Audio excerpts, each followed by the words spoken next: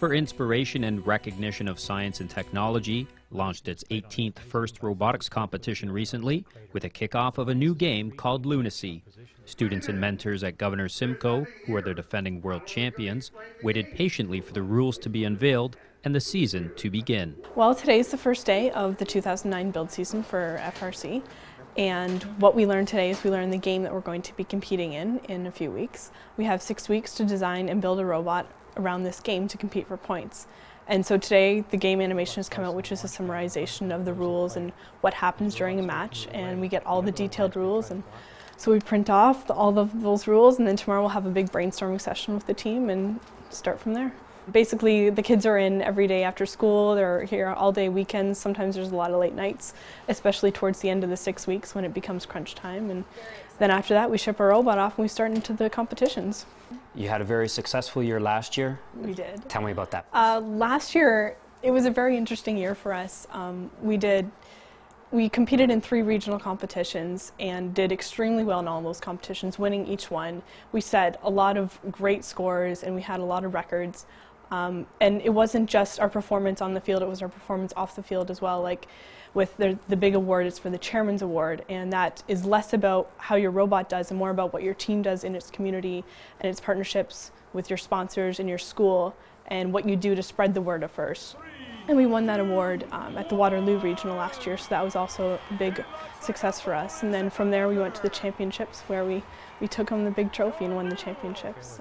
In the Lunacy game, robots are designed to pick up 9-inch game balls and score them in trailers hitched to their opponent's robots for points during a 2-minute and 15-second match. Additional points are awarded for scoring a special game ball, the supercell, in the opponent's trailers during the last 20 seconds of the match. Lunacy is played on a low-friction floor, which means teams must contend with the laws of physics. Today and tomorrow there's going to be a lot of the brainstorming, and during the brainstorming session we don't just talk about ways to build the robot and design the robot, we also talk about the strategy, and we weigh things that are more important and what's going to be more work and things like that to decide which is the best strategy for us and which is the best robot for us.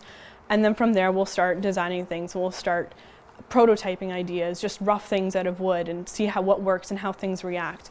And especially with this year's game, because it's very different, because you have to use a specific set of wheels and the surface area of the playing field is slippery.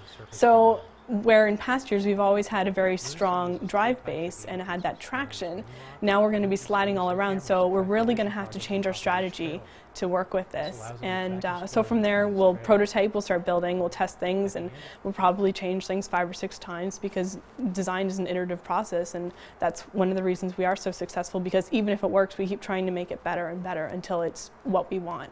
More than 42,000 high school students from across the U.S., Canada, and around the world are participating in this year's FRC. West Lane Spartonics are entering their 5th year of competition, and for Nick Lawrence, Lunacy will be a great challenge. I'm going to say it's probably the most different and challenging game I've seen so far in FIRST. That includes Lego League, some FTC games that I've seen, and FRC games.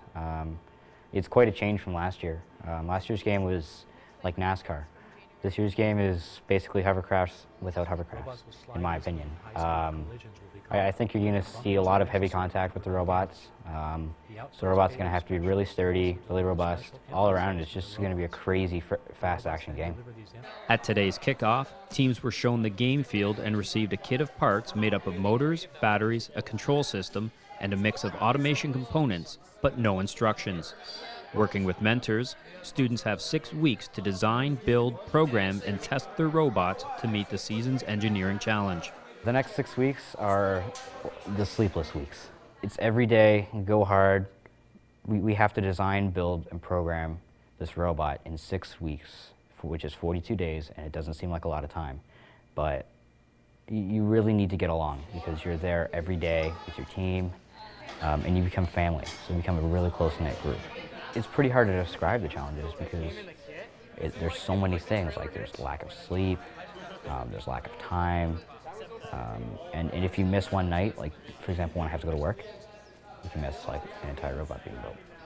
With 6 weeks left to go, Team 1114 Symbotics will need to work harder than ever to win at Lunacy and repeat as FIRST world champions.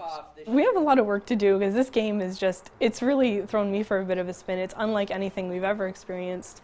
There's a lot more limitations, I think, just because we have to use a certain set of wheels so that there is that slippery surface for us. And when they showed the demonstration, you can see there's a robot driving and someone stands there and they can just hold it off with their foot. They're holding a 130-pound robot off with their foot with ease. And it's going to be very different, and we're really going to have to change our strategy to compete. The 2009 First Championship will take place April 16th to the 18th at the Georgia Dome in Atlanta. To find out more information on how you can support West Lane Spartonics and Governor Simcoe Symbotics, please visit their website. In Niagara, you're watching the